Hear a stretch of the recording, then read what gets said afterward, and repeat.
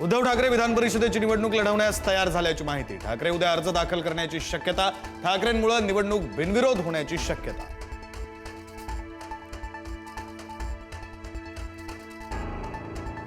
उपमुख्यमंत्री शिंदे विधान परिषदेच्या निवडणुकीमध्ये तिसरा उमेदवार देण्याच्या तयारीत। उद्धव ठाकरेंनी विधान परिषदेसाठी अर्ज भरल्यास शिवसेना तिसरा उमेदवार देणार।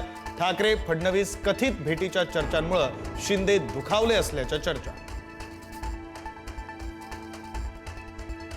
विधान परिषदेच्या उमेदवारीवरून शिवसेनेतच वाद। नीलम गोऱ्हेंना पुन्हा विधान परिषदेवर पाठवण्यास पक्षांतर्गत विरोध।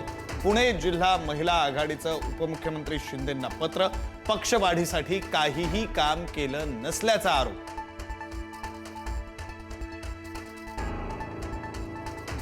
बच्चू कडू आपला प्रहार पक्ष शिवसेनेत विलीन करण्याच्या तयारीत असल्याची माहिती। पक्ष विलीन करण्यास प्रहारचे अनेक पदाधिकारी सकारात्मक।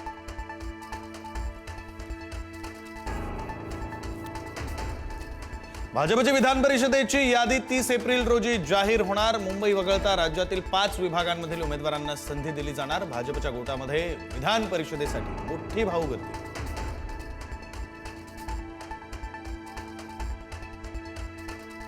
विधान परिषद निवडणुकीच्या अनुषंगाने राष्ट्रवादीच्या कोर कमिटीची आज बैठक। इच्छुक उमेदवारांच्या नावांवर होणार चर्चा। सुमित्रा पवारांच्या उपस्थितीमध्ये होणार बैठक।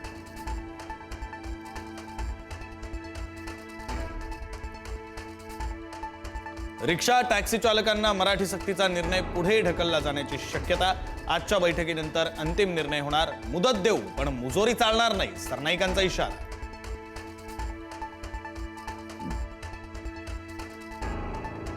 प्रशांत आंबींचा आमदार संजय गायकवाडांच्या घरावर मोर्चाचा इशारा। हजारो नागरिक करणार शिवाजी कोण होता पुस्तकाचं वाचन। गायकवाडांच्या कार्यालयासह घरासमोर पोलिसांचा तगडा बंदोबस्त।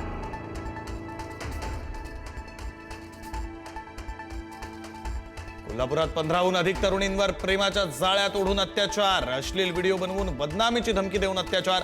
22 वर्षीय शाहिद समीर सनदीला अटक। घटनेच्या निषेधार्थ फुलाची शिरोली गाव बंदची हाक।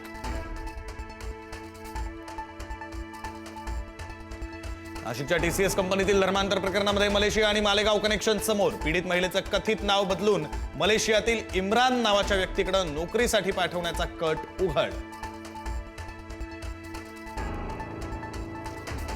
पुणे रेल्वे स्टेशनजवळ रुळावरून घसरलेला वंदे भारत ट्रेनचा डबा मध्यरात्री 1 वाजता रुळावरून काढण्यात यश। मात्र अनेक रेल्वे गाड्यांचं वेळापत्रक कोलमडल्यानं प्रवाशांना मनस्ताप।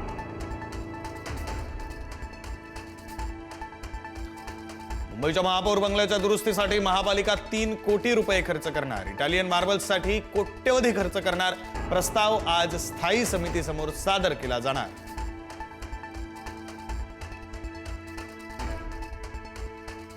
देशासह राज्यामध्ये उष्णतेची लाट तीव्र। विदर्भामध्ये 6 जिल्ह्यात पुढील 24 तास उष्णतेची लाट कायम राहणार। तर राज्यात दोघांचा उष्माघातानं मृत्यू झाल्याचा संशय।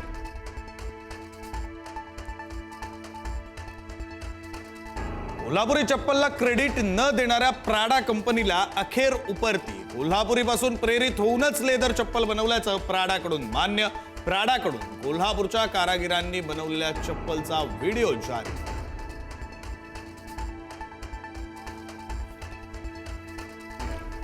नाशिकच्या मेडिकल कॉलेजमध्ये लिफ्ट कोसळून जखमी झालेल्या महिला कर्मचाऱ्याचा उपचारादरम्यान मृत्यू। सुरक्षिततेतील हलगर्जीपणाचा संशय। एका निष्पाप जीवाच्या मृत्यूनं व्यवस्थेवर गंभीर प्रश्न।